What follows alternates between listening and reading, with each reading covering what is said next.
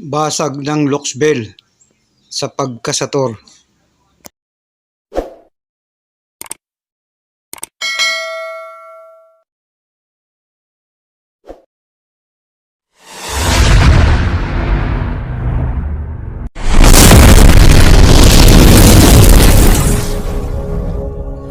Mapagpalang araw po sa inyong lahat. At ako po ay taos-pusong nagpapasalamat sa inyong lahat ng suporta na binibigay nyo sa akin.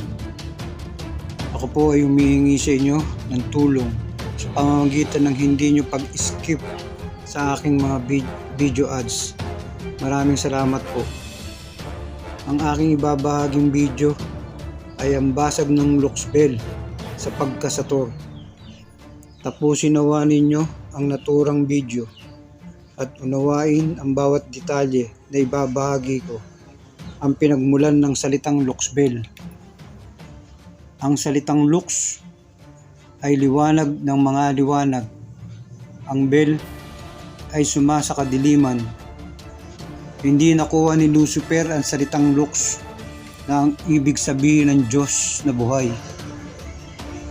Ang sumakanya ay ang Bel na pagkapinuno ng kadiliman na ang ibig sabihin ay nakatali. Kung pagsasamahin ng salitang Luxbel ay isang pinakamatibay na kapangyarihan na maaring ikawasak ng daigdig. Ang salitang Lux ay banal. Ang salitang Bel ay kawakasan o digmaan sa Diyos laban sa kapwa Diyos.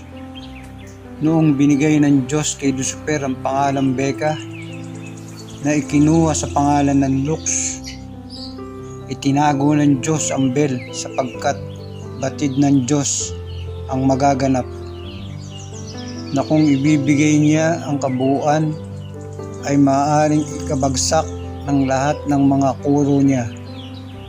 Ang buong akala ni Lucifer ay nakuha na niya ang lahat, kaya't siya'y nagmalabis sa biyaya na pinagkaloob sa kanya ng Diyos.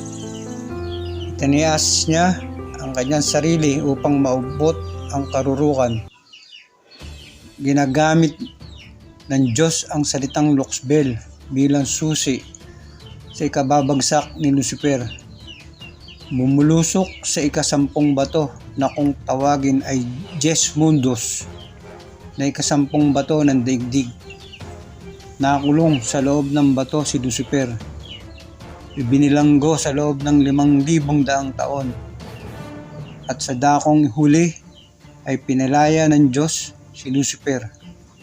Ang buong akala ng Diyos ay magbabago si Lucifer, ngunit nakihimok ito laban sa kaniyang kapangyarihan bilang rebelyon. Ngunit may malaking takot si Lucifer sa Diyos.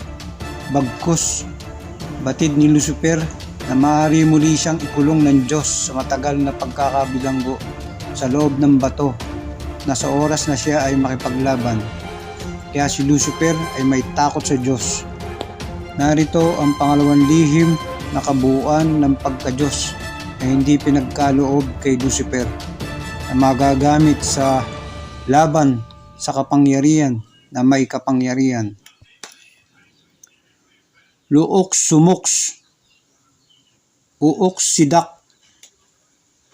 Exurehum, Beltilahox, Egerbonax, Limit Sarox. Narito naman ang sator ng Luxbel bilang basag ng pagkasator. Luxbel, Usieli, Susuyeb, Biyusux, Ibiyusu, Lebsul. At kung inyong ipupuder ay pagsamahin ng dalawang salitang Luxbel, at kung ibig igapos ang kalaban ay bigkasin ng basag ng Bel, at may tatali mo ang kapangyarihan ng may kapangyarihan upang iyong mapasailalim ang bawat ibig mong mapasailalim ng iyong poder. At kung ibig mong mapasakamay ang lahat ng kapangyarihang ginagamit ay bigkasin ang basag ng Lux at iihip sa kaunting tubig o isang basong tubig na iinumin bilang pinakamatibay na poder na hindi kayang gapiin ni numan.